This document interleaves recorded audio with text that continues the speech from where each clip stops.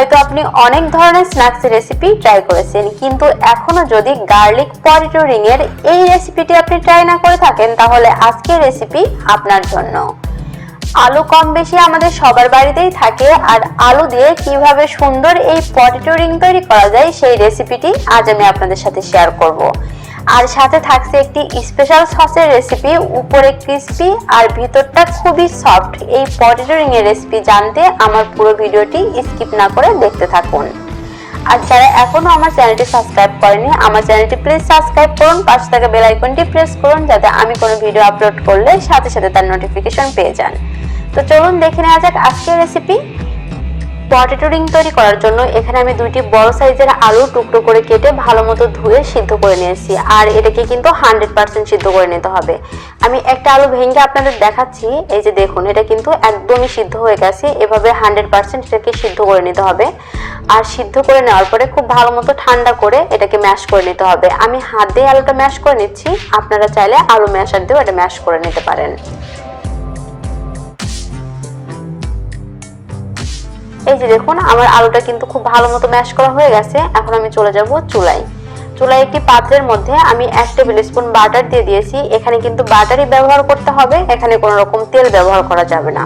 আর butter melt হয়ে আসলে এর মধ্যে দিয়ে দিচ্ছি 1 টিস্পুন রসুন বাটা। এখানে কিন্তু রসুন বাটা ব্যবহার করতে হবে, রসুন কুচি ব্যবহার করা যাবে না। এখন রসুন বাটার সাথে একটু বাটারটা নেড়ে চেড়ে ভালো মতো ভেজে নিতে হবে, যতক্ষণ পর্যন্ত না রসুনের মশলা চলে যায়। কিছু সময় ভাজার পরে যখন দেখবেন যে রসুনটা ড্রাই হতে শুরু করেছে, ঠিক ওই পর্যায়ে দিয়ে দিতে হবে পানি। আর আমি এখানে হাফ কাপের মতো পানি ব্যবহার করেছি। এখন পানিটা যখন একটু ফুটতে শুরু করবে, ঠিক ওই পর্যায়ে দিয়ে দিতে হবে চিলি ফ্লেক্স। এখানে আমি 1 টিস্পুন চিলি ফ্লেক্স দিয়ে দিলাম। আপনারা আপনাদের স্বাদ মতো এখানে চিলি ফ্লেক্স অ্যাড করতে পারেন। এখন সমস্ত কিছু আর একটু ফুটিয়ে নিতে হবে। আর যখন দেখবেন যে সবকিছু খুব ভালো মতো ফুটে গেছে, ঠিক ওই পর্যায়ে দিয়ে দিতে হবে ময়দা। এখন এই ফুটন্ত পানির মধ্যে আমি 1/3 কাপ ময়দা দিয়ে দিলাম। আর ময়দা দিয়ে পানির সাথে খুব ভালো মতো একটু মিশিয়ে নিতে হবে।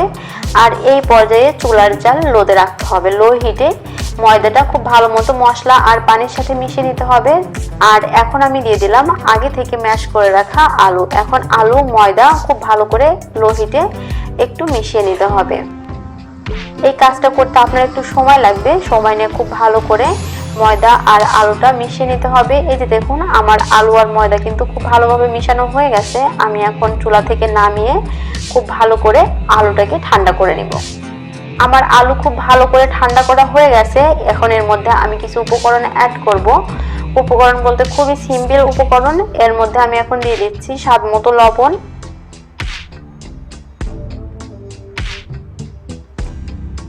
আর দিয়ে দিচ্ছি কর্নফ্লাওয়ার। এখানে আমি 1/3 কাপ কর্নফ্লাওয়ার ব্যবহার করেছি। এখানে অবশ্যই কর্নফ্লাওয়ার অ্যাড করতে হবে, এখানে কিন্তু ময়দা ব্যবহার করা যাবে না। এখন কর্নফ্লাওয়ারের সাথে খুব ভালো করে আলুটা মিশিয়ে নিতে হবে।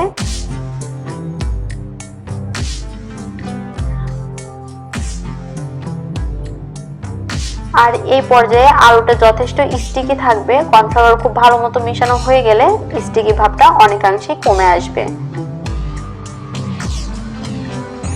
আলুর সাথে কর্নফ্লাওয়ার খুব ভালো মতো মেশানো হয়ে গেলে আমি এর মধ্যে দিয়ে দিলাম 1/3 কাপ ধনিয়া পাতা কুচি। এখানে ধনিয়া পাতা কুচিটা অবশ্যই ব্যবহার করার ট্রাই করবেন, তাহলে কিন্তু আপনার এই পটেটো রিং এর স্বাদ অনেকাংশে বেড়ে যাবে। এখন সমস্ত কিছু আর একটু ভালো করে মিশিয়ে নিচ্ছি। আর মেশানো হয়ে গেলে আমি যেখানে রুটি বেলবো সেখানে সামান্য পরিমাণ ময়দা ছড়িয়ে দিলাম, আর পুরা আলুর ডোটা নিয়ে নিলাম। এখন আলুর ডোটাকে রোল করে আমি অর্ধেক করে নিব। আমি এই আলুর ডো থেকে 2টা রুটি করব, সে কারণে আমি অর্ধেক করে নিচ্ছি। আপনাদের আলুর ডো থেকে যদি 1টা রুটি হয়, তাহলে 1টা রুটি তৈরি করে নিতে পারেন। আমি এখানে অর্ধেক ডো রেখে বাকি অর্ধেক ডো রেখে দিচ্ছি। রেখে একটা ঢাকনা দিয়ে খুব ভালো মতো ঢেকে দিচ্ছি, যাতে এটাকে শক্ত না হয়ে যায়। এখন সামান্য ময়দা ছড়িয়ে এই আলুর ডোটাকে আমি রুটির মতো করে বেলে নিব।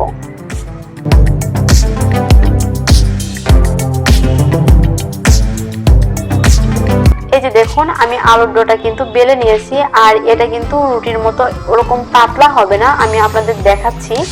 এটা কিন্তু খুব পাতলা হয়নি, আবার খুব মোটাও হয়নি। আপনারা হয়তো দেখেই বুঝতে পারছেন। ঠিক এরকম করে এই আলুর ডোটাকে রুটির মতো করে বেলে নিতে হবে। এখন আমি একটা কুকি কাটার নিয়েছি, একটু বড় সাইজের কুকি কাটার নিতে হবে। আর এই কুকি কাটার দিয়ে আমি পুরা রুটিটাকে গোল গোল করে কেটে নিব। এই যে দেখুন, এই কাজটি খুবই সিম্পল, আপনারা খুব সহজেই এটা করতে পারবেন। আমার সমস্ত রুটি কাটা হয়ে গেছে। আমি এখন আরেকটি কুকি কাটার নিব, আর এটা হচ্ছে একদমই ছোট কুকি কাটার যেটা, সেটা দিয়ে আমি মাঝখানে এই যে বসিয়ে গোল করে কেটে নিচ্ছি। দেখুন, মাঝখান দিয়ে গোল করে কেটে নেওয়ার পরে কিন্তু একটি রিং এর শেপ তৈরি হয়ে গেছে। ঠিক এভাবে আমি সমস্ত রুটিটা আরেকবার কেটে নিব।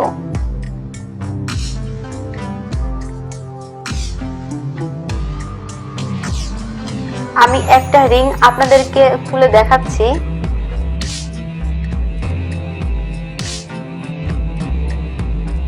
দেখুন, আমার পটেটো রিংটা কিন্তু একদমই গোল হয়েছে আর খুবই সুন্দর হয়েছে। ঠিক এরকম করে বাকি রিংগুলো আমি তৈরি করে নিব। আর এগুলো রেস্টে রাখার কোনোই দরকার নেই, এগুলোকে আমি সরাসরি ভেজে নেব। ভেজে নেওয়ার জন্য আমি চুলায় পরিমাণ মতো তেল দিয়ে দিয়েছি। আর তেলটা মিডিয়াম গরম হয়ে গেলে এর মধ্যে দিয়ে দিচ্ছি আগে থেকে তৈরি করে রাখা পটেটো রিং। আর এই পটেটো রিং কিন্তু ডুবো তেলেই ভাজতে হবে, তা না হলে পটেটো রিং এর কালার ভালো আসবে না। এখন মিডিয়াম ফ্লেমে আমি এই পটেটো রিংগুলো ভেজে নিব।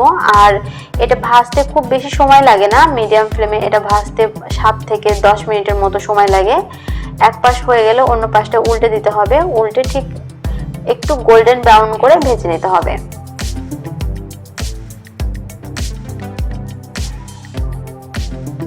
এই যে আমি সমস্ত রিংগুলো উল্টে দিয়েছি। আমার পটেটো রিং এর কালার কিন্তু চেঞ্জ হতে শুরু করেছে। আমি আরেকটু ব্রাউন করে নিব, ব্রাউন করে এটি উঠিয়ে নেব। আমার পটেটো রিং এর কালার চেঞ্জ হয়ে গেছে, এই যে দেখতে পাচ্ছেন এগুলা কিন্তু একটু ব্রাউন হয়ে এসেছে। এভাবে একটু গোল্ডেন ব্রাউন করে পটেটো রিংগুলো ভেজে নিতে হবে। আমার সমস্ত রিংগুলো ভাজা হয়ে গেছে, আমি এখন উঠিয়ে নিচ্ছি। আর একইভাবে আমি বাকি পটেটো রিংগুলোও ভেজে নিব। আর এখন আমি স্পেশাল সেই সসটা রেডি করে নিব। সস তৈরি করার জন্য এখানে আমি দিয়ে দিলাম রসুন কুচি, এখানে আমি 1 টিস্পুন রসুন কুচি দিয়েছি।